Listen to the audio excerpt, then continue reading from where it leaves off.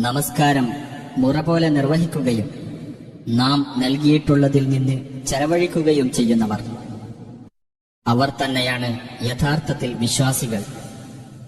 അവർക്ക് അവരുടെ രക്ഷിതാവിങ്കൽ പല പദവികളുണ്ട്.